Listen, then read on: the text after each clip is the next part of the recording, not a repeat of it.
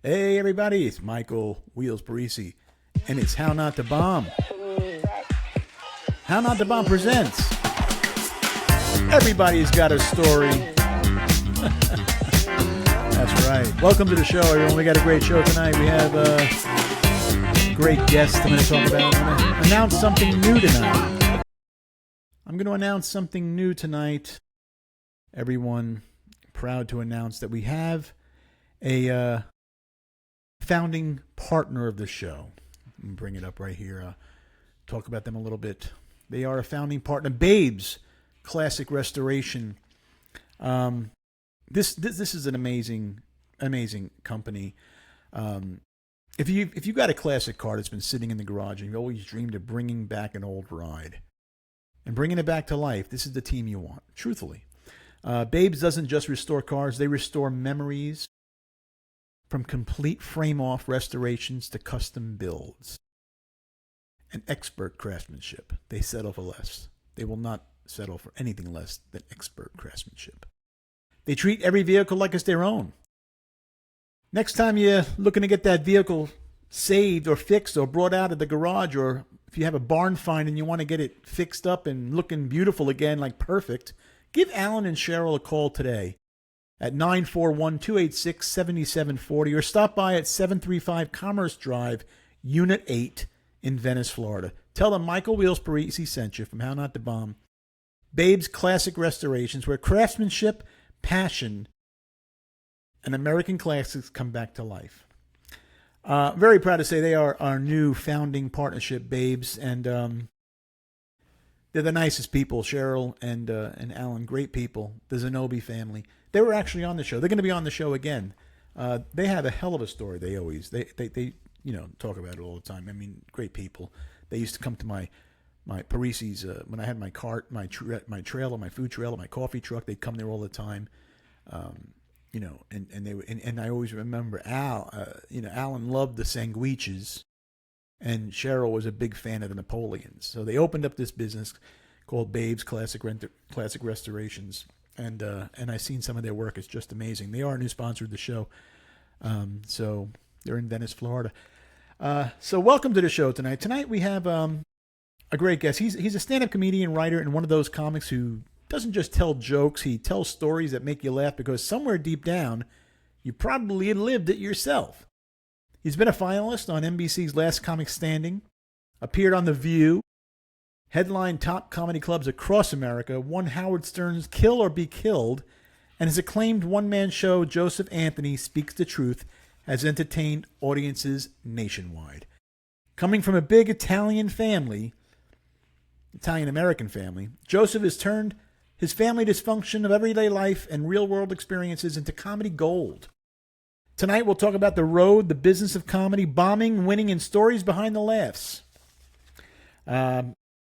I know Joseph for a long time from Pip's Comedy Club in Brooklyn, New York, on Emmons Avenue, and I'll tell you, man, he's a really funny guy. He used to go on stage, a rapid-fire comedian. We're gonna let him in the room right now, ladies and gentlemen. Joseph Anthony is here tonight. What's up, Joseph? Hey, how you doing, Mike? All right, my friend. The crowd, let's hear it for Joseph Anthony, everybody. They love you. I told them you were coming in tonight. Please. No, they knew it. No, because they knew you were going to be. You knew. Why did you have to stall? You knew he was in the room. You know, I'm bowing. Oh, man. How you doing, man? It's been a long time since you and I actually seen each other or worked together. I'm hot. I don't mean on fire in my career. That would be even better. But it's hot. It's summer. It is. And our beginnings are very interesting. You know, we really met at the very beginning of my career. Truly was. When did you start comedy? What year was it? 1989. So I started in like 87, 88. And you came around like, I remember when you came into Pips. For some reason, I have this memory. You know, I have many memories of knowing you on stage, but I remember the first time. For some reason, I feel like you were wearing like a black overcoat, like a long black overcoat. It might have been Good memory, Mike. It wasn't necessarily like a a trench coat or anything like Right. that. I did have a black. I had a black. I guess you call it a 3/4 that I used to wear all the time. Yeah, it was like your thing, and you were very in and out. You'd come in, you would always kill it. I don't think I ever remember you not killing the room. I think you were pretty hot from the beginning. I'm not sure if you worked anywhere else before Pips and you just became good and started doing Pips, but I met you at I, Pips and you were great from the beginning. I'll tell you if you want to know. I guess since we have time, I'll tell you how it started for me. All right, so back paddle just a little bit. I always wanted to be an actor, then I wanted to be a writer, and I pursued both to some extent. And then I always had an interest in comedy. Like I would always watch the late night stand-ups, and it was like one day I'm going to try that, but it wasn't something I was going to do. And then I said, I gotta look into this. So I don't know how to begin. I have no idea how you begin this. I didn't know about open mics, nothing. I didn't Right. know any comics. I didn't know to hang out, nothing like that. Well, Hanging out as comedy an wasn't really it was still a new thing. Nobody really knew what to do. well, it was You it kind of was went with just it. it was just blowing up, you know. Right. So you see it blowing up, and you want to be a part of it. And you think I'm a funny guy, I could do this. And long story short, I decided to take a workshop at the new school. And what was going to happen was we were going to culminate and do a night like a graduation night 2 months later at the comic strip. And after two sessions of this workshop, which the people that was very small and you know who gave the class? Great guy, nicest guy in the world, funny guy, but he was no teacher. Scott Blakeman. You remember Scott?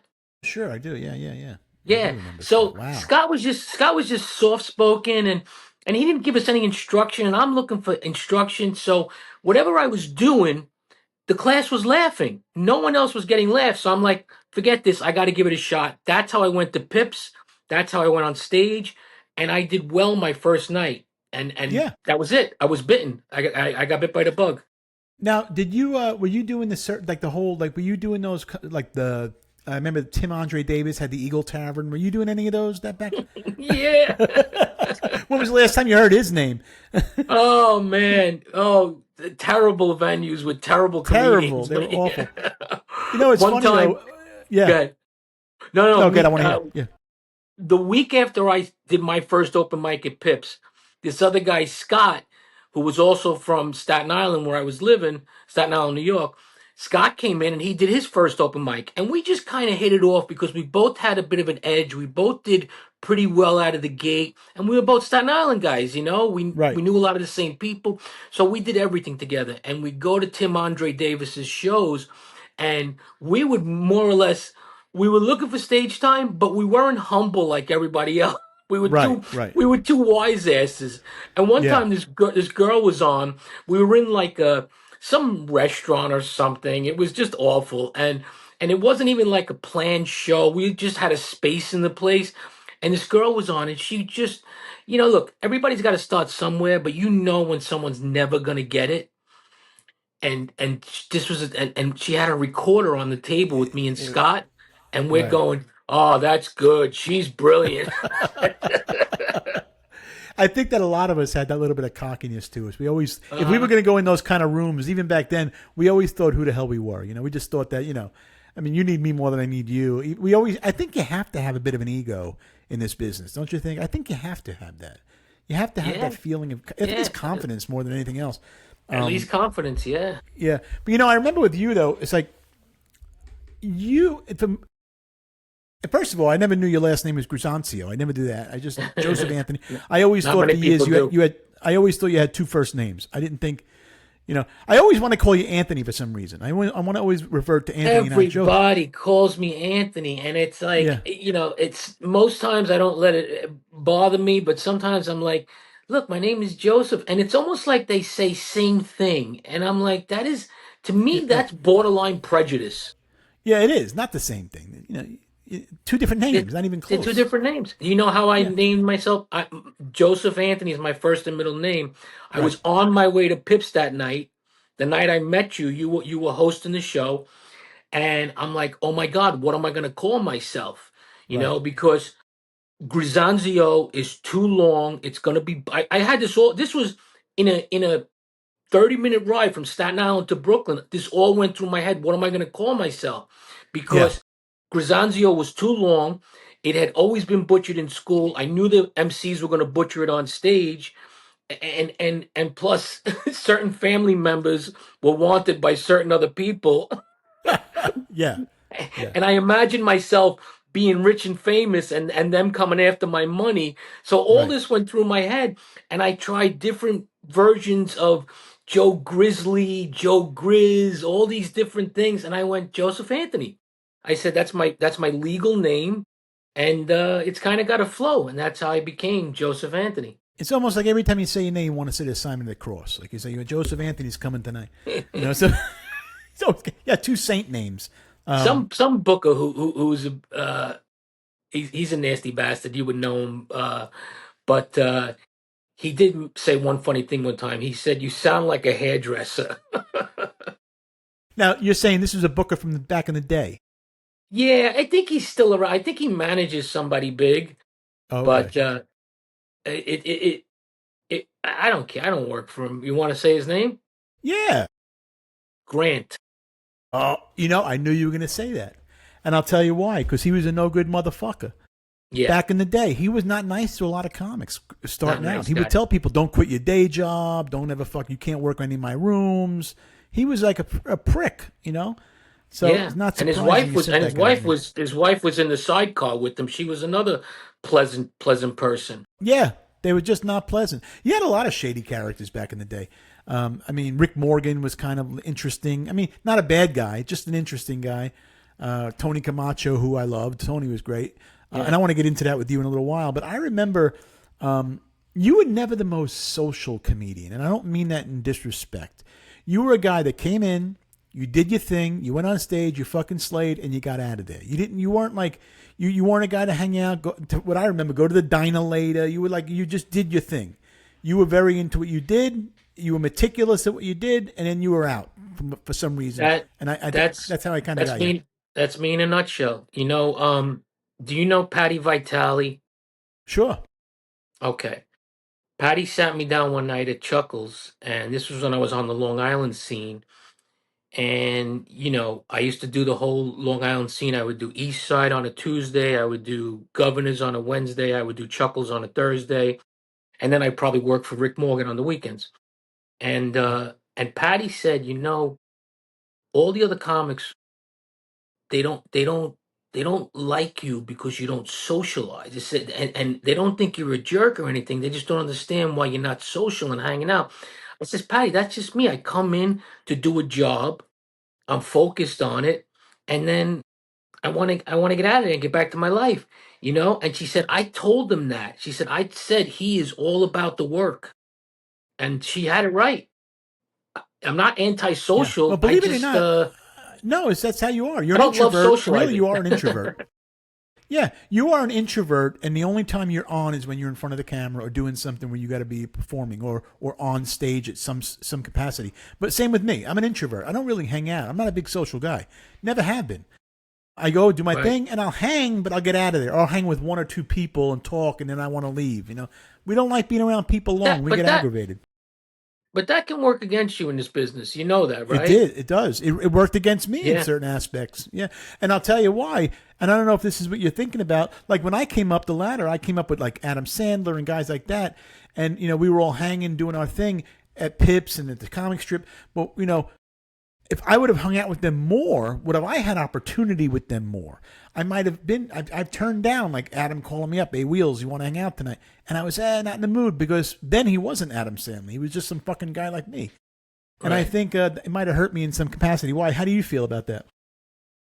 I feel the same way. I feel it's as the Jewish people say, it's about schmoozing, and Yeah. some of us aren't really good at it. And if you get lucky and you fall through the cracks, then you can stick to your guns and be a refined kind of to yourself kind of guy, polite, friendly, as much as you need to be. But a lot of it is schmoozing, and, and, Yeah. and I don't want to say kissing ass, but It playing the is. game. It's playing the Yeah. game, It and I is was playing never the game. very good at the game.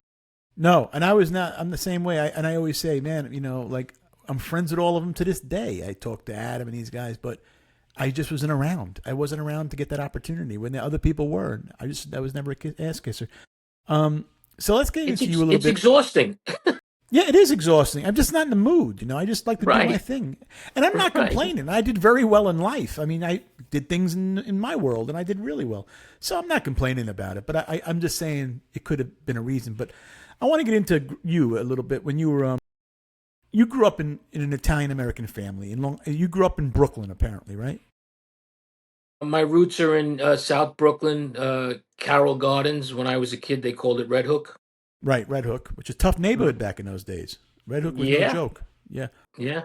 And then you grew up in a typical Italian American family, a very close family. How was your family life growing up? My father, I'm first generation American. My father was born in Italy, but he came here when he was 14 after World War II.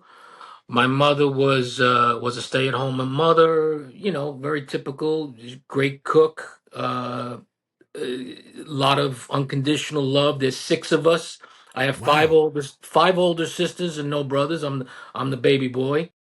That says a lot. Being the baby, I think, has a lot to do with you being a comedian. I think it's the baby. I'm the baby too out of five. I think Yeah. we're the funny ones. We They say we that. need attention. That's right. So you grew I up couldn't get around a word five, in. and you grew up around five girls. How many? Six, five girls, and you. It's sick if you include my mother, six, because my old man Wow. was not around a lot. Wow. That's it. So you had a big family. And what part of Italy was your family from? Were they Calabrese? Where were they from? No, no, no. My father was from a town called Mola. It's it's part of Bari. Oh, Barese. Yeah, Bades, Moles, Bades, Mola di Bari. It's like saying Staten Island, New York, or Brooklyn, New York. Right. Mola is a small little town, beautiful town on the water. That's part of Bari. They have their own little language, Barese. It's a Oh, different dialect. they call it the Chinese of Italian. Yeah, it's very hard to understand. I can understand like Calabrese. I'm Calabrese. I can understand them. Napolitan, Sicilian for the most part. I have Barese friends. Don't know a word that what I couldn't tell you anything. I You're couldn't tell you. Calabrese, like my wife. You're Gabadost. I'm a Gabados to see. Yep, absolutely, and that's the truth. So you grew up in a big. Was it a crazy family you grew up in? Or how was it? Were you the funny one, or you? How did it work out? Yes and yes. Very dysfunctional, but Okay, who isn't? right. Everybody wants their claim to fame to dysfunction, but I think the driving force of our dysfunction was my father was a compulsive gambler. Okay, So okay. that made for an interesting roller coaster life. I always say I learned how to load a moving truck at age 7. Wow. Because we would move a lot. Um, and As far as the funny thing, yeah, I always was looking for attention. And then when I came into my own and I got a little older, yeah, I could get everybody's number and I could make everybody laugh. Now, were you a gambler too, or did you learn from your dad not to? No, I don't. I'm afraid that I have the gene, so I don't not gamble, but I don't Right. like if I'm in AC working, I'm like I'm here to get paid, not give it away. Yeah. But then again, you've always been that way anyway. You're here to get paid and get the hell out. That's just Yeah, typical. yeah, Yeah. but it's tempting. It's tempting if you got a little FU money to sit at the table. But I've fought the urge. My nemesis was alcohol, which I've tackled. But did you real? So when I knew you back then, were you was alcohol your thing, or you were not? I was never a day drinker or a weekday drinker or anything like that. But when like Saturday night came and the gig was over, I'd always go wild. Would you drink on stage? I don't remember you drinking on stage. Not when I knew you in the early days. I went through a phase where I would get loaded on stage, and Really? uh, and I thought it was working great, And then I started to get a reputation, and so it took me years, but I fixed it. So you got out of that battle. You're done with that, Yeah. and you moved on from there. When did you realize in life? Because you said you wanted to be an actor. That was your thing. You wanted to Mhm. be an actor. But when did you realize in somewhere you had to realize something that you can actually make people laugh? When did you realize you can actually make people laugh for a living? This could work. Well, when I realized I could make people laugh, it was all through school. Okay. I was always in trouble for that, but I always made people laugh, or I made teachers very angry. When I thought I could do this for a living was, like I said, it was right out of the gate. It was I was writing, and it was very lonely with a lot of rejection. And when I got up on that stage, I said, "Oh, I can write and I could act. Right. I combine the two of them because you're on stage and it's a personified you. Right. It's a bigger you, and I write the stuff. So this was and the gratification was instant. You didn't have to wait for a letter in the mail. Sure. You didn't have to go to 100 auditions to be told no, that you're not the right type, or not get a call back. This was go out, and comedy was starting to blow up. So every Sure. open mics were packed. You could go out, get feedback on what you wrote, get laughter or not, and right away you got some sort of satisfaction out of it. As for the money was peanuts, and then it came, and then it went. But Actually, yeah, money back then was better than it is now for a lot in a sense of paid gigs. There were plenty of paid gigs in the tri-state area back in yeah. those days. You could Oh, work the whole tri-state area and still get I and do well. man, I was not in the very beginning, but after not too long, I was working 50 weeks out of the year.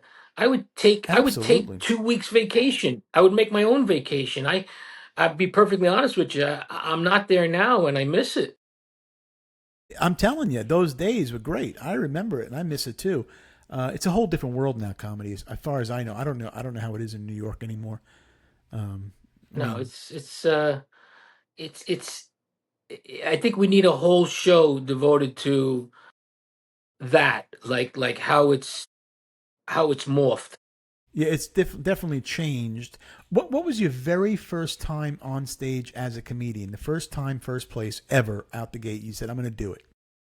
Pips, Was it Pips? Was your first time pips. on stage? Pips, the night you were emceeing, and you had very positive things to say about me as I was running out the door. Yeah, I always liked you. Actually, I just don't bother with anybody. So it's not like you would be one of those people that I would bother with. Like if I would, but I think we're a lot alike. We just don't like bothering with people. We just, I've always liked you. I've always respected you. You probably thought, wow, Wheels called me out of the blue to do the show because I like you. I thought you'd be a great guest. I Thank just you. I just don't keep in touch with anybody. I just kind of do my own fucking thing.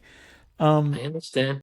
So you ever think about quitting the business? Has there ever been a time where a low you felt like I just can't do it anymore? I just want to quit. Yeah, There was. yeah, What yeah. was that I like? I can't I can't I can't pinpoint it to one specific time because it's come up a lot, maybe more so in more recent years. Uh huh. When you face the money hurdles and stuff like that, um, the time away, it's tough. You see everybody enjoying the weekend, and you're kind of the reason they're enjoying part of that weekend, but you don't really have Right. typically much of your own weekend. You know what I mean? And Right. Yeah. so It's a moments lonely burnout. business. I'd say a combination of burnout at times would make me think about. I would say, like, this is what I would say. I said to a friend one time. I said, if someone could give me a year's worth of what I was making at one time, salary wise, Yeah. and I could take a year off to cultivate and develop some creative projects, I would do it in a heartbeat. And I still feel the same way. So so I hate relying on it. I hate right. relying on it. I'd rather it be fun. It's lost a lot of its fun. I hate to So, bring everybody have you down, ever but it's thought lost. about pivot? No, but it's true though. You're 100% right. Have you ever thought about pivoting and say, you know what? I learned this. Maybe I'm going to do this in comedy or do this now, or just kind of pivoting, like do a podcast or do something where you can use your I'm talent. I'm back to writing. I'm not as diligent as I'd like to be, but I'm back to writing. I wrote a treatment. I know everybody's got something in their back pocket, That's but good though.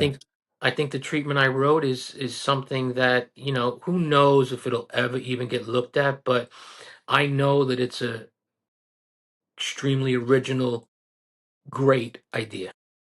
But now you had a one man show. I was just looking at the notes. You had a one man show that you also wrote and produced, Yeah, I'm sure, and starred in. What was that all about, and where was that being done at, and what was it about? it was at the Algonquin Theater or Algonquin Arts Center or something like that in Manasquan, New Jersey. It's a Right. beautiful little theater. Yeah. Originally, it was going to be at the Strand, which is like a historic theater. I don't know if you ever heard of it, the Strand in Sure. Lakewood, Yeah. New Jersey. Yeah, Yeah. but the Strand was very expensive to rent. The Strand was, I guess, 1,100 seater, and I didn't know if I could fill that, and the rental fee, and then they weren't very nice to deal with. So I ended up at the Algonquin, which was a 500 seater, and that's what made that happen. And the show was autobiographical. This was one of those points where, okay, I'm tired of stand up as it is. I want to do something more. So I decided to tell my story, which is essentially what the show was. It was not just my story, like, hey, I did this and hey, I did that. It was my story of how I came to be. I'm sorry if you hear the dog barking. Well, that's It's okay. my it's my story of how I came to be in this business, and if I remember right, because it was several years ago, more than that, to say this is where I'm at now, which was a crossroad. I was at my first crossroads back then. And what year did it start? And what period was it from this year to what year? Like were you talking about? It was a short run. It was like I did like 2 weekends, you No, no, know. no. But I mean, like, what years of your life was like 1978 to 19, and then where did you stop? 78, I was still playing with Matchbox cars. It was when did I do it? 2005. Okay, so it was so the show was not based on your life as a child growing up and then getting into comedy. Your show was about a certain point in your life.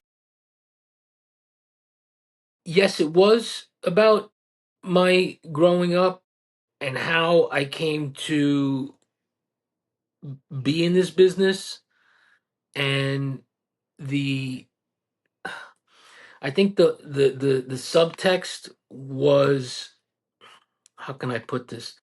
The subtext was essentially that I've had all these challenges and yet I stayed the course. Right. So you never. So there you go. You're one of those. You're relentless. You don't give up. You just keep on moving. You keep on doing. What year?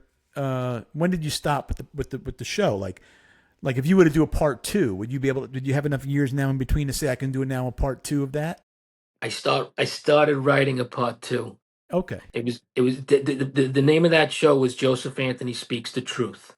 Okay. Very very straightforward, just what it says. Joseph Anthony Speaks the Truth, Yeah. and part two was going to be Joseph Anthony, something like Joseph Anthony Speaks the Truth now, and it was to take people from where I was in 2005 to where I've been and where I Right. am today, which is So that would be a that. whole different set of circumstances. So it would be yeah. You got a year. You have 11 years? No, 2005. Yeah, you have More you than have that, 20 years. Yeah, 21 20 years, years. yeah. Wow. And I would do it better. There were certain things that could have been better, but it was thrown together rather quickly. The writing took time, but the production was almost page to stage. There were little to no rehearsals. All things I would do differently now. I would rehearse, I would fix the lighting better. Hmm. Like it was supposed to be, we were supposed to have three lit areas and completely black areas so that we could show transition of time, and yet people could see me walking from light to light. Like these little things make a difference when you're trying to show people you're transcending 5 years time. You know what I mean? Right. Right. Or There's a my lot, babbling. lot, a lot involved. There's a lot involved in putting on a show. I mean, it's not easy. Yeah. But you've had a lot of great things that go on in your career. You've done a lot of things other comedians can have never. I mean, there are comedians that started when we started, Joseph, that have never done anything, are still doing open mics. And I mean, just never doing anything. And then there were the ones who went places. I mean, you've done Last Comic Standing, Stern. Tell us The View. Tell us about some of your highlights. Last Comic Standing. I had no idea you were on that. How did that happen? What happened with that? Yeah. I auditioned for one of the seasons and I didn't make it. It was early, early on a cold morning. And then I got an opportunity to audition for a few seasons later, and I said, it's not, I'm not, no excuses this time. I went right for the throat in the afternoon, which was the afternoon was the judges, the camera crew. There was like no audience yet. So Right. they bring you back for the evening, and you go on before a live audience. And I made it into the top 20. Wow. So that's a You know, big thing. there's like hundreds or thousands of people that Yeah. audition. So All it over the was it country was too. Yeah.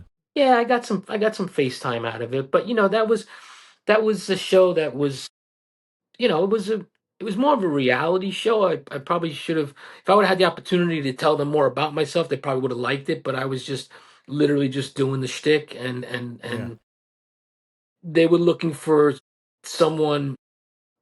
I don't know. They like, who won. I'll give you a perfect example. You know who won? Not to say he's not funny, but you know who won the year that I was one of the top 20 finalists was Josh Blue. Oh, yeah, Josh. Yeah, I remember him. And you're right. He's not funny. You I mean, know, you but didn't he's say he got. wasn't funny. I said he I didn't wasn't funny. say it. I didn't Yeah. say it. I want. No, I said I, it. I've never. Josh Blue has never made me fall out of my chair, No, but no, never. but he had cerebral palsy, so Yeah. So he's always falling out of his chair. yeah, it was. You it know, was there were a it was lot. perfect. There are a lot of comedians. Not to get onto that, but now I don't talk bad about comedians either. But there are a lot of comedians that I don't know, like this guy Nate Bargatze. I just don't. He bores the hell out of me. I mean, I just think there are a lot of people. I mean, they don't make me laugh, but yet they blow up to a point where it's like somebody sees something in them. Like this guy Nate. Do you know Nate Bargatze? Yeah, yeah, yeah. I don't I just watch a don't. lot of stand. I don't watch a lot of stand up, but when I stumble on him, it's It's boring. He just like bores me. in our world of live performances, he would be a feature.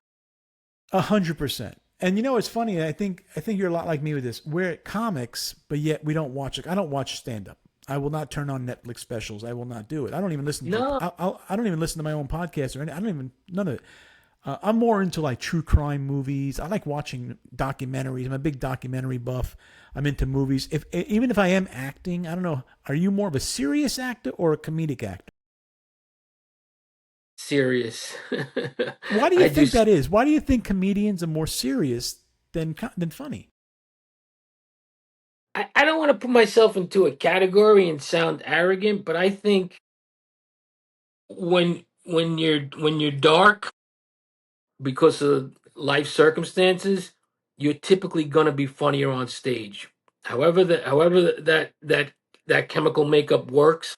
Anybody who's ever made me laugh off stage or tried to make me laugh off stage never made me laugh on stage. But Right. it's the people that are dark, and they don't always have to be dark in their comedy, but if they're, I don't know, an intense person, intense people tend to be either angry on stage where they cross the line and they just don't know how to fuck around with an audience, or they're very good because Right. they're very intense, passionate individuals. And I guess I'm in that stable. Where does it come from in you? Everybody gets comedy somewhere. Where does it come from you? When you're ready to write, and you're going to sit down and write. Where does it come from? Where do you go? Where I always gravitate to, I mean, where it comes from is my old man. First of all, Okay. in terms of heredity, he was very funny. He was very dry, very sarcastic. He was a funny guy, but not ha ha funny. Just you Character know, funny. yeah, like reading people. That's what we're good at. Right. We're good at reading people. Yes. And when I create, it comes from my life. I can write generic material, but I never love it, and it never sounds authentic coming off my tongue. But when I do, what do you call it? When I write about my own stuff, it's really hard to get to the funny. Right. But when I do, it's like you know, no one could. You can't say I'm copying anyone, and someone will be stupid to copy me because this is my blood, this is my life, this is what I'm talking about. So when Joseph Anthony is on stage, is that you or is that your dad? Are you acting as, like when I do Wheels, the character? I mean, I say it's a character because it's pretty much it's me, but it's like the other side of me that nobody sees. Like I yell or whatever. Who are you like on stage psychologically? Is that your dad coming out? That's a good question. Because comedy is all psychological. Yeah, yeah. I guess the guy on stage would be a combination of. I never thought about this because there is a very different guy on that stage. Like people meet me, and I almost don't want to tell them I'm a comedian because they're like, he's a he's a miserable bastard. He can't be a comic. That's what I'm saying. You We're know? we're miserable for the most part. Like because we're going to get the line. Tell me a joke. We don't do Oh, that. the minute you tell them you're a comic, they light up. I Oh, love comedy. I love comedy. And they look at you and they're like, dance, monkey, dance, you know? exactly. And I'm like, get the fuck away from me. I'll I stab you in the know. neck. You know. It's I know, like, exactly. you know? I should have told you I was a fucking shoe salesman, you know? Yeah, no, it's like you hate to say it, and they're going to ask, "What's your favorite bit? Yeah, what do you do on stage? Get the fuck away from me. I Who's your want that." favorite comic? What's your favorite bit, Yes. you know? So Yeah. what happened with the Yeah, Howard so I don't know. Stern? The guy on stage. Another, Wait, I want to answer the question. I yeah. I'm think the glad. guy Yeah, I on want to go back to stage that. is. Yeah, I think not to beat it up, but I think he's a little like the drunken me, not the fall down blackout drunken me, but he's a little like the drunken me.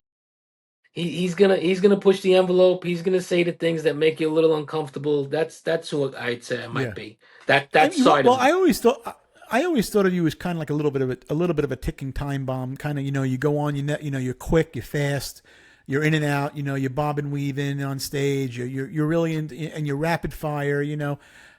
Which comedians nowadays you don't see any of that style anymore. So you are your own style. They just can't take your joke. But yeah, you kind of got that like that fucking mob. If you were if I had to evaluate, say if you were a mobster, you'd be like a cowboy mobster. You'd be that guy who's just fucking everybody. You're gonna kill everybody. One of those. You're not far off. No, it's you had that Uh, from what I remember. You used to come on. You were just so quick, and I used to watch him like, how the fuck he's just so fast on stage. Whoop, did I lose you there? we still got connection, right? I don't see your face, but we got we got a good audio connection, which is okay. Okay, good, good. Because But I don't see you. I hear you, but I don't see you. It might pop back in soon again. how's Um, that? I don't see you. And that's okay Really? as long as we All got right, an good. audio. I mean, All so right. anybody I watch. don't want Are to. you I don't are want to you able screw to with it. see me? Yes, I see you. Okay, so you're able to see I me. see. I see you when I All right. see myself, but it's weird.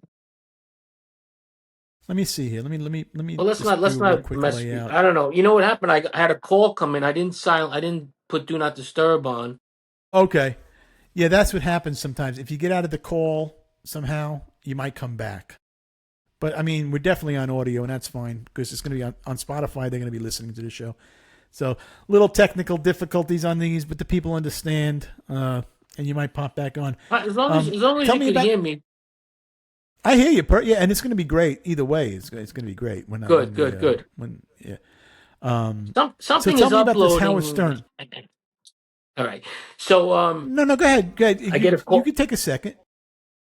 No, no, no, no, no. It says something's uploading on the device, and maybe that has to do with why my picture's gone. But we'll sit here all day trying to figure it out. So as long as you Okay, could hear me, I got a call absolutely. from uh, I got a call from Sal, the stockbroker. You know Sal, right?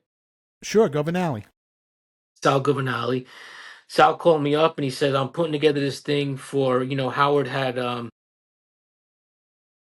Howard had two stations, Howard 100 and Howard 101."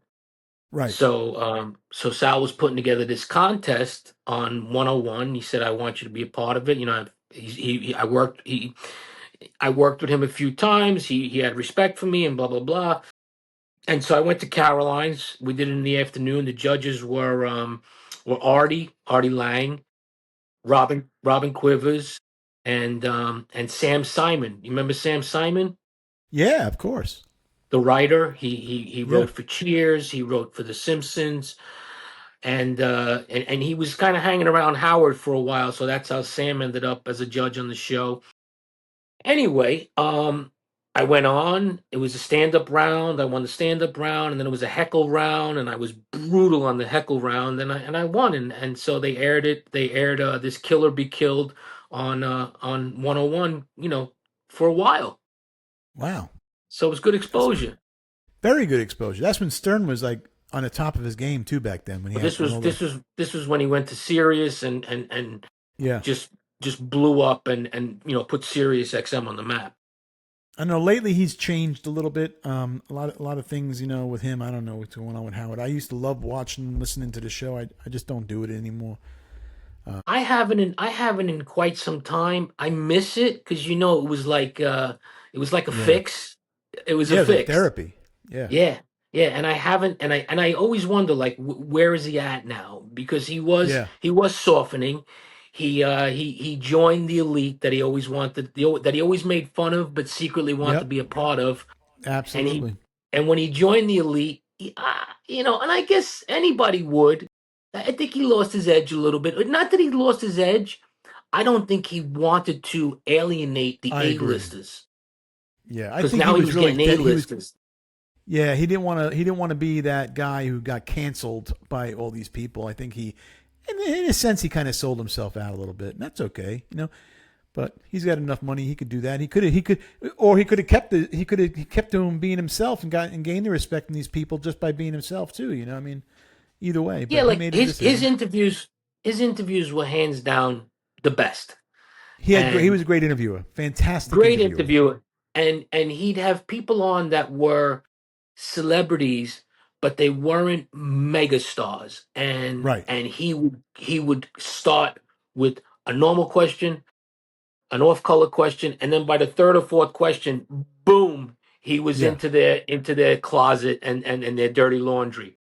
When he yeah, started having like I noticed when he had like Rod Stewart on and just these mega stars, he had this set of questions that he would sound excited about, and he would rapid fire the questions, but none of them went too far as the old Howard. right, That right. was my take on that. I Yeah, know, yeah, boring, yeah. boring, but If you watch, it's funny, Art. You mentioned Artie Lang. He's been and Artie's kind of like been hiding now, not in a bad way. He's just recovering. He's doing his thing and he's bettering himself. But he just came out on an interview with Opie from the Opie and Anthony show on YouTube. So 3 weeks ago, and he talks about the whole Howard Stern experience and everything. It's a great interview. I watched it last night, and he's only a 3 week old interview. So you're hearing Artie now as sober and all that, talking about some heavy duty stuff with Stern and why Stern is falling and what happened and all this. So you I should would watch love it. to. It's I would love. on yeah, yeah, it's on YouTube. It's really really I good. would love to see that because I'd love to see. Like, I loved Artie. Artie and I got a little close for a while. He was, he really. I think Artie was gonna go to bat for me a little bit. I liked Wow. Artie, and he liked me. There was a mutual respect there. One of the biggest audiences I ever performed in front of, and I know you performed big audiences when you used to work with Yeah. Dice. But I did a 3,200 seater, and it was fucking incredible. To Yeah. you feel that applause in your chest, man. There's a different kind of feeling you get from it's a different timing and delivery too when you're doing that stuff. You got to slow it down just a You got to tad. slow it down. Yes, you Yeah. do. Yeah, and you got to project out, really out to the audience. You can't, it's not an intimate. Yeah, but that's great. He did 30. Artie was doing great. That's why you should listen to this. It's on the Opie show. 3 weeks. You could watch it on YouTube, and he talks about a lot of stuff from Howard and some cool moments there. and the reason why Howard don't call him back anymore, and it's a whole thing. You'd love it. Yeah, So I like it. He's been giving. flying under off the radar. Yeah, no, but it seems like he's starting to come out again a little bit, and this was 3 weeks ago.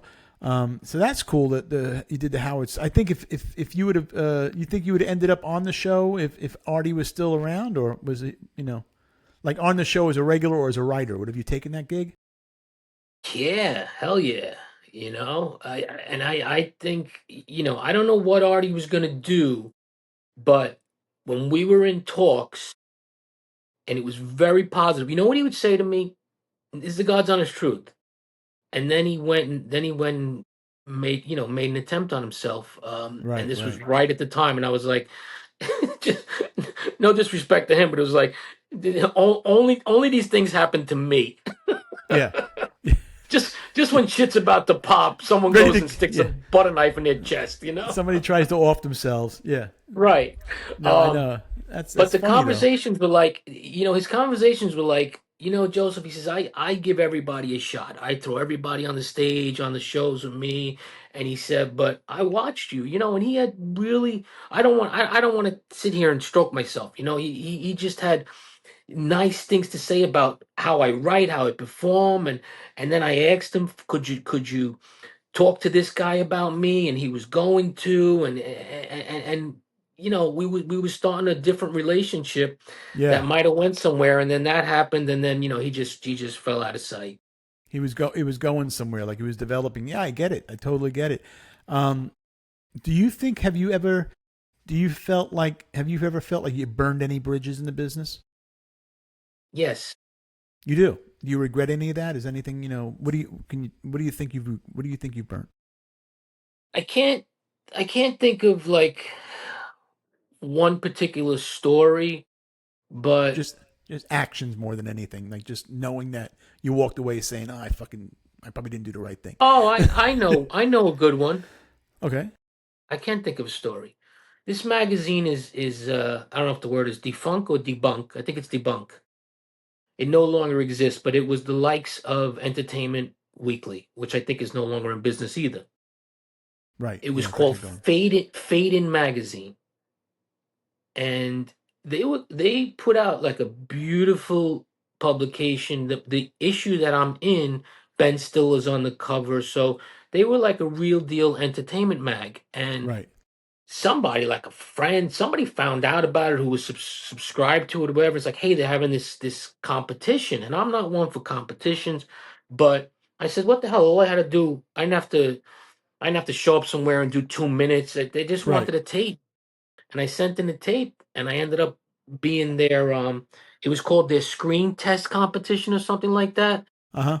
But the cool thing was there was a set of circumstances laid out that they were going to do for me, Wow. and they were delivering on them, and it was getting me an agent, walking me around LA. I was having meetings with writers who were part of successful sitcoms, talking to them about the sitcom, the pilot I had written uh at the time. um I was having regular conversations with Rich Super. You know Rich, right? Sure, yeah. Yeah. You know what I mean? Like they were the real deal. Who was the manager? They I would mean, they had me in Rich touch. Super was he was doing fantastic managing people. He was great, great agent, Rick. Yeah, I was having like regular conversations with Rich Super. I don't think Rich was going to be the guy to represent me, but he was not bad company to be in. Let me tell Not at you. all. And leverage management was like so the idea was we're gonna make you a star. That Right. is that is the outcome of this whole thing. And like a year went by, and I just got frustrated. But these things take time. They weren't They do. jerking me around. It's just they were lining things up. So I had an option when they were going to bring me out to LA and showcase me at the clubs and set up meetings for me. It was going to be like a 5-day powwow Right. of let's get Joseph Anthony some heat. And I had the option. it was like built into the contract or whatever that I can go out there all expenses paid, or I can get reimbursed for the hotel and the airfare that they were going to pick up. So I got pissed off. I CC'd them on a letter with an attorney friend of mine, and I said that they were, that they were not living up to their end of the bargain, and they probably would have, Mike. And I took the money for the hotel and the airfare. So Fuck. I, I I guess I burned the bridge for $1,500 or whatever. For 1,500. Did you? So you never went out? Did you ever go to L.A. at all? Ever in your career at all? Did you ever go out No, there? Never. no, if you can believe it, no.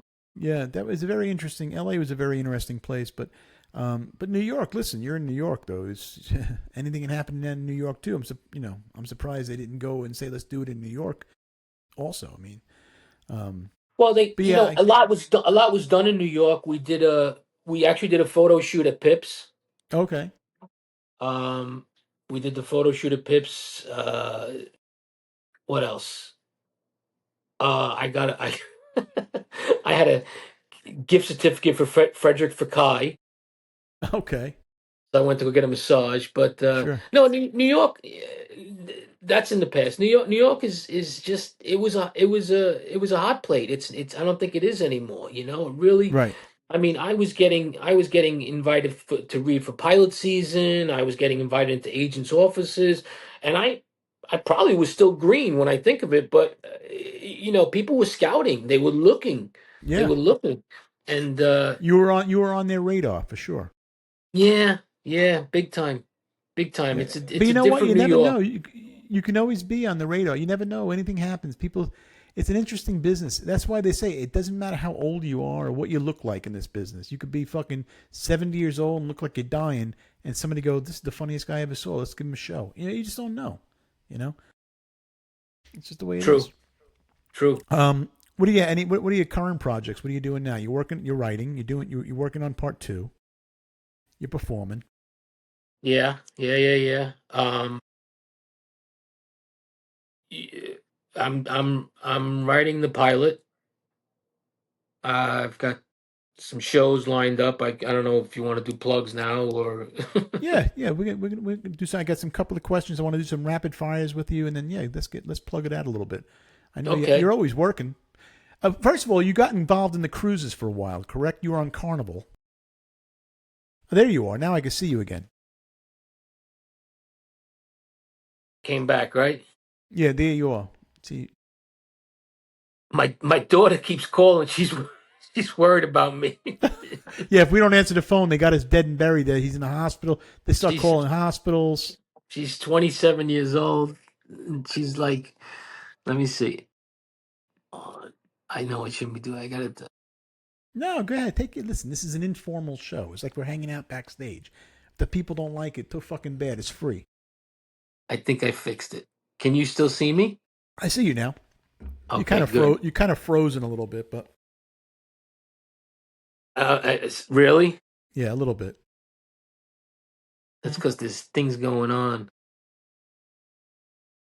How do you Son think of a social bitch. media, I don't know. talking about computers now, how do you feel social media has been with stand up comedy and comedy? Do you think it hurts it or you think it's like the new fucking, you know, Oh, MTV?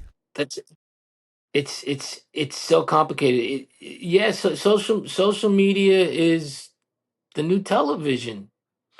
How do you like it Um, though, being and, and antisocial? Like, are you anti-social media or do you embrace it? let me answer that the right way. I use it, but I don't utilize it to its full capacity, to all that it can be. And I've tried. I used to be signed with Russell Best, Or were you? I and was too. yeah, and Russell's whole thing was social media, and I just said to him, and I was throwing shit out there that I hated. It was I could never marry the funny Joseph on stage or the funny Joseph after a few cocktails at a party. I could never marry that guy or the Joseph in high school, whatever. I can never marry the funny Joseph and everybody used to tell me, "You're so funny.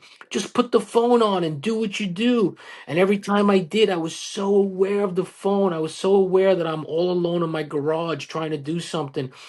I said to Russell, I said, "Russell, maybe this isn't the thing for me." And he said, "Oh, this is everything. This is, and I said, "Well, why don't you, why don't you try to get me a Comedy Central special? That I can knock out of the park."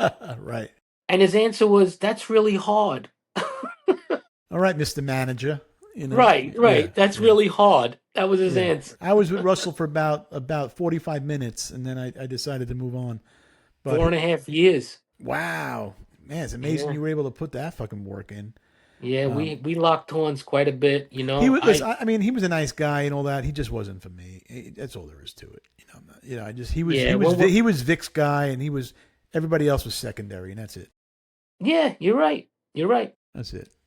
And I understand it, and I moved on, and that's Of fine. course. You know. Of course. He knew who buttered his bread. Yeah, and it's true, and that was it. And he didn't want to put the work in with anybody else, because the work was easy with Vic. Vic was doing it, so it was easy with him. So why put any? So everybody else was Vic's opening act, and I'm like, you know what? I only open for one fucking person. That's Dice. That was it. I don't open for Vic, Right, and right. And I moved on. according, we might get in trouble. I might get in trouble for this, but what kind of trouble could I get into? Right. Uh, according to Russell, he made Vic's career. That is yeah.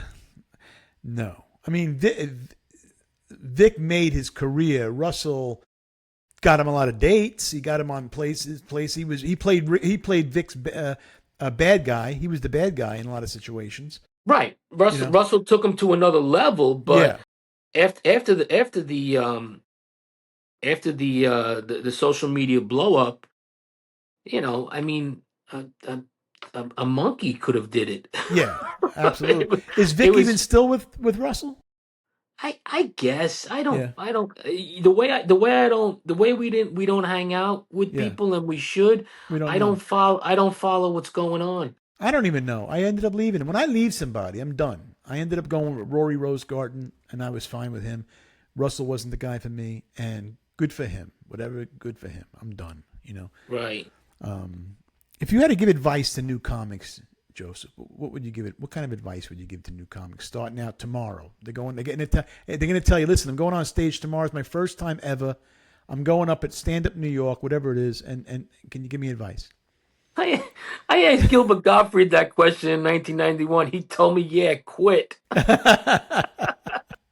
I've heard that a few times. Uh-huh. Yeah. I'm such a purist that I would and I'm obviously long-winded. I would say to them, what would I say to somebody who I've given advice to people, which I don't like to do. Just don't don't. This is advice I've given out. Try not to do material or tell stories or situations where at the end you're going to end up saying you had to be there. Right. Gotcha. Yeah, You I got to agree. realize it's comedy, and you have to take those stories that you think are funny and craft it into a setup and a punchline. Yeah. Yeah. You never ask. You had to be there. You should make them feel that they're already there. Yeah, I agree with Right. that. Yeah. Right. They don't understand, a lot of new comics, that there is a technique. It's Yeah. a setup and when you're good at it, it looks seamless. It looks like you're just having a conversation, Correct. but there is a technique. It's a setup and a punchline. People don't realize that comedians are very intelligent people. That you have to be intelligent to do what we do. To be I able to think so. convince people this is real, and or to get to buy into what we do. I think is you got to be intelligent. Are you happy that your daughter didn't become a comedian? Yeah. I'm ecstatic that my daughter didn't become a comedian. Like so happy. But Uh, my kids both are in the arts. yeah. I have a son who's 25. Wow. What's he do? He's at a music festival today, Wow. which he said was great. He's a singer-songwriter, and my daughter is a filmmaker. That's fantastic. So they are in the arts, and you guys They can. are in the arts. So there's a relatable family there. You can guys can sit back and if you're ever in the same room at the same time, you guys understand each other in that capacity. Yeah, yeah, we connect. I gotta be careful what I say to my daughter. See, my son will listen to me and my battle scars. I can educate him on my battle scars.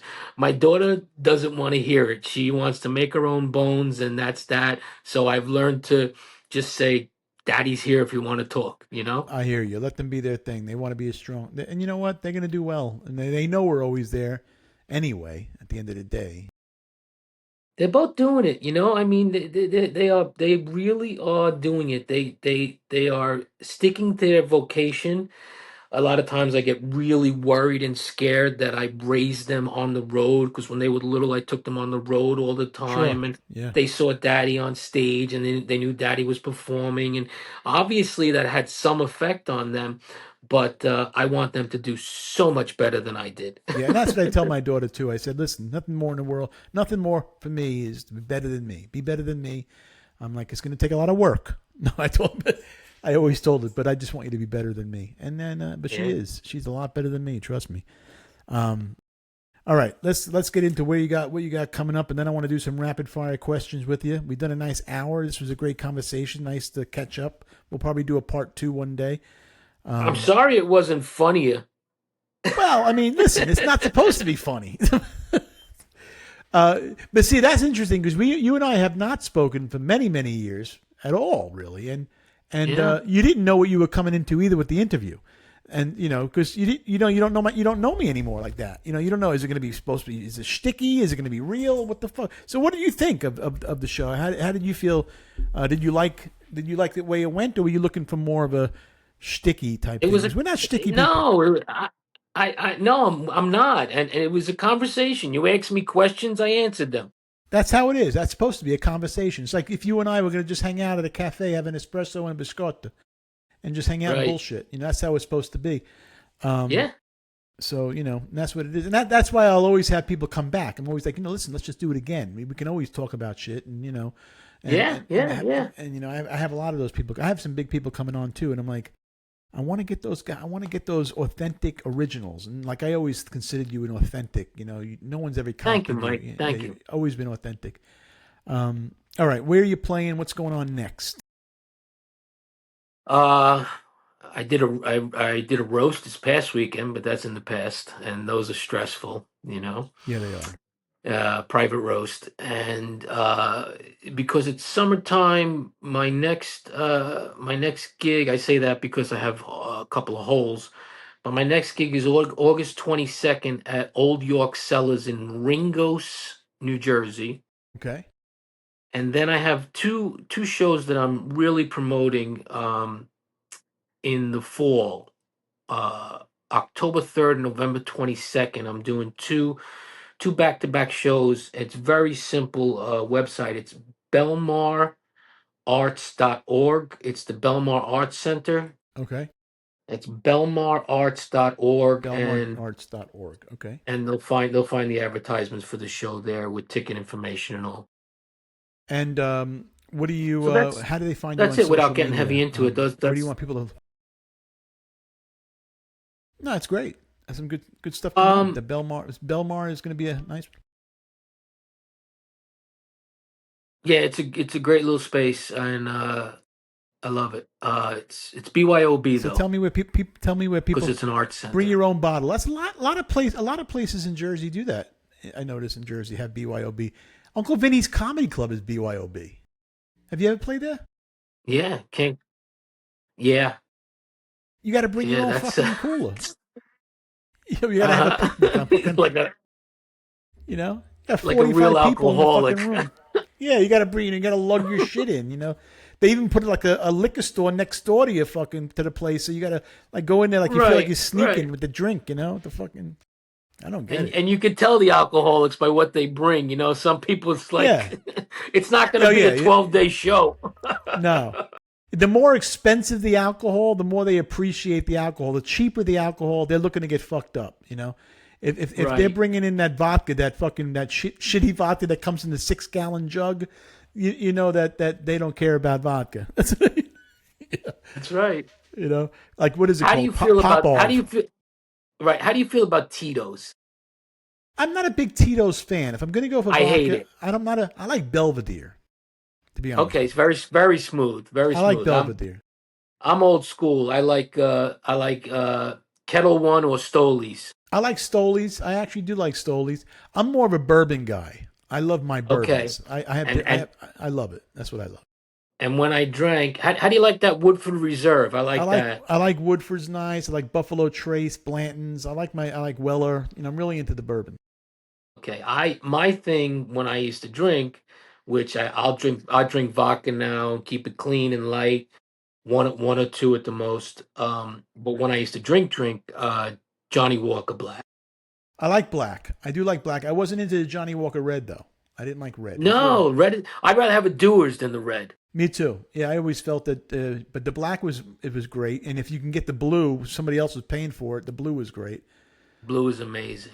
I love that, and I love. But you know what? To be honest with you, I was more of a weed smoker. I know it's hard to believe, but I was more. I was in that group. I was not a my drug of choice would be smoke a joint and go on stage. That's what I like. I like to smoke before I go on and and when I get off. I was always into Yeah, the see, weed. I'm no prude. I did all your recreational drugs, but Yeah, I I couldn't perform smoking pot. I couldn't. I just would get too silly and spaced out. I couldn't right. focus. You broke Uh, character, and you didn't want to do that. That's why. yeah, and then a couple times I went on stage on blow. That was a nightmare. I was never. I did it on mushrooms, which was a nightmare for me. I never did blow my whole life, to be honest with you. I was always afraid to do it, thinking I'd have a heart attack because I was always a big Uh, guy. So I was like, I'm not fucking doing that shit. I you scared do myself out of it.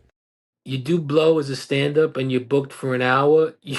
You can't wait to get off the stage and go do more blow. Who was the booker that used to book? You know, and he would actually you could actually pay him in blow. I heard there was a guy in New York. I forgot his name, Mel Fellman, or some Jewish booker, and he you can pay him in blow, or he'd pay you in blow, or something like that. Oh God, no, I don't doubt it. I forgot his name, but he was back in the '80s and '90s.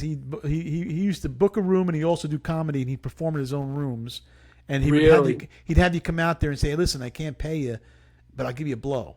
And I'm like, well, I don't fucking do blow. You know, give me a steak dinner or something. I mean, you know, Right. I wish you could remember the name. Larry Melman. I forget his name. Selman. Phil Selman. Oh, Phil. Yeah, Phil Selman. That's who it was. Holy shit. I smoked pot with Phil a couple of times. He was like a fucking like a robot. Yeah, Do you Phil remember? Selman. Yeah, he was a fucking like this He was weird like dude. robotic. The Yeah, way he spoke, the way he moved, he was yeah, like robotic. yeah. You know? Yeah, Phil. Yeah, and then I remember Rick Morgan. I didn't work a lot for Rick, but I remember they. Do you remember when Frank D'Amico called Rick Morgan out? There was a story of Frank D'Amico would call in the middle of the night. He'd call Rick and hang up. He'd call and hang up, and then Rick got so pissed off he fucking yelled at Frank D'Amico on the phone, but he yelled at him in his real voice. It wasn't the English Oh accent. no, no British accent. Yeah, he's like, "Fuck, who the fuck is this?" You know, like, "I'll break your fucking neck." You know, he was like, instead of like, "Hello," he's like, "I'll Right. come over there, I'll fucking kill I you." would I would come over there and do dastardly things to Ghastly you. things to you, Mister D'Amico. All right, let's do some rapid fire. Ready? Let's. It's not a big deal. You don't got to answer quick. Clean or edgy comedy? What do you prefer? Edgy. Favorite comedy club? Ooh. The Comedy Castle in Michigan. Okay, good club. I didn't even see that one coming. I have to go. That's a great Well, room. because I'm not prepared. This is rapid fire. Yeah. Okay. Worst paying That gig ever. worst paying gig ever. Jesus Christ. Tick tock. Worst paying gig ever. Man, oh God, I don't know. I guess when my car when my car got stuck in the hurricane and I had to have it repaired, so it ended up costing me $800. That would be the worst. They're paying you fuck. All That right. Dean Martin or Sinatra? Dean Martin or Sinatra as an entertainer or a singer? Singer. Oh wow, I gotta go with Frankie. I have to go with Frank too, but I do love Dean Martin. I have to say. Yeah, he's no slouch. All right, we got two more. One word that describes your career. Over. That's funny. What legacy do you want to leave? What legacy do you want to leave, Joseph? What legacy do you want to leave? Two two successful, happy children. Well, you did that, right? You're doing that. Yeah, That's a good one. that's I've lived my life, you know. Yeah, That's I mean, I don't want to be as miserable as I am. I right. want to be happier. But that's at the end of the day, that's really what's important to me. Well, then I think that's a great thing. It shows you're human. You know, it shows that we are humans. People don't realize comedians are human. You know, we are, and I Yeah, appreciate. one of the highlights of my career, and we didn't get into a lot of stuff, and we got into some stuff, but I have highlights. Obviously, Yeah, you have yeah. highlights, things that were just wow moments. But if I really was to simplify, one of the highlights of my career was being a hands-on stay-at-home dad. I loved going to their things at school. I mean, all of that was irreplaceable. And it makes you feel better too when you can do that. You know, it's like you're really separate from the business when you do that. Yeah, yeah, and it was because of the business that I was able to do it, though. Right, right, right. Yeah, But it's also nice, like when I would walk into my, like when you walk into your daughter's like rehearsals, like whatever spelling bee, my daughter would, and I'd walk into the room. I'm really walking into the room to watch a 6-year-old spell words, and that's my daughter, and I'm not there to perform and nothing else, nothing. I'm there to really be a human, a dad. just be present. Of course, you're there I for just, I them. just, I just love that. Where can people find you, Joe? Um, I've Facebook. It's Joseph Anthony now. My image is still showing. I do see an image, but you're frozen, but it's a cool frozen Okay, image. but there's a picture on the flyer because there's a lot of Joseph Anthony, so they'd have to find Joseph. It's Facebook is simply Joseph Anthony, no fancy handles, and they would have to find my mug, and then they could. That's where I post all my stuff. Instagram got hacked, so I put things on a really complicated handle called Crooked Views Blog. Okay. I think I Yeah, did. that's I think I tagged you. Is that the one I tagged you in? probably, yeah. Okay. The reason I used that, I had an Instagram that was It's Joseph Anthony, and it got hacked, and so I used to blog, and the only Instagram I'm using now is the blog Instagram, which now I don't use it for blogging. I use it to promote shows, and it's called Crooked Views Blog. So what I'll do at the end of the show, after we're done, I'll in the description on the show, I'll put the links there so people can at least go on that way as well. Um, Yeah. Yeah, I mean, I yeah. have a TikTok and all of that, but I've been a little dormant with this stuff. I'm not a big TikTok person. I do enjoy Instagram the most, I think, and I enjoy Facebook doing that, and I try to promote the shows on there. I just don't find TikTok appealing for my audience. I don't know. I don't think my audience is on TikTok as much as they are on Instagram. Right. Well, as the younger people would say, we're on Facebook because we're old.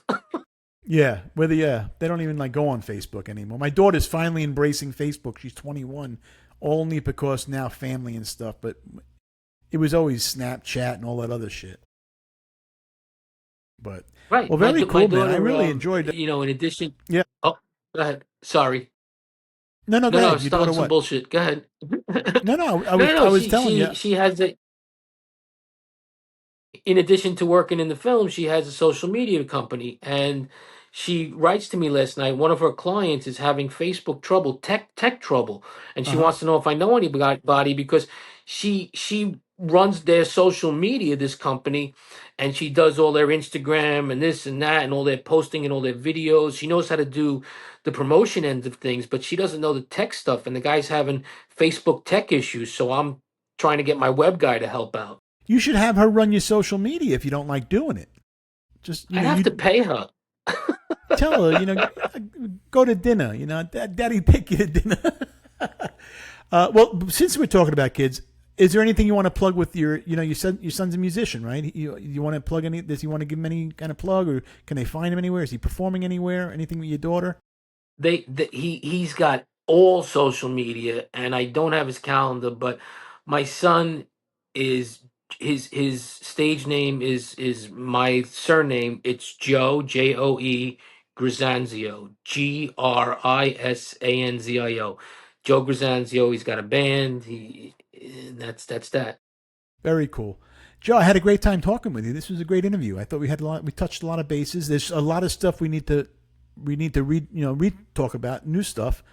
I think you and I can probably do another hour or so talking about other stuff. Now that we know there's no filter on either one of us, we can be open about people we really don't fucking like. On the next episode, what we hate. Yeah, I really enjoyed it, man. This was a great show, and I appreciate you being on the show. And I hope you enjoyed it as well. And all right, go have an Ativan and a fucking shot, ladies and gentlemen. Joseph Anthony, everybody, I appreciate it. All right, Joseph, thank you so. All right, they're a little loud. Thank you very much. All right, brother, we'll talk soon. I appreciate you doing the show. You'll be able to. It'll be uploaded, so I'll send you the links to it. I'll text you the links, and there we go, my man. We're done. Had a great time. All right. Thank you. I'll talk to you soon. All right, man. Bye bye now.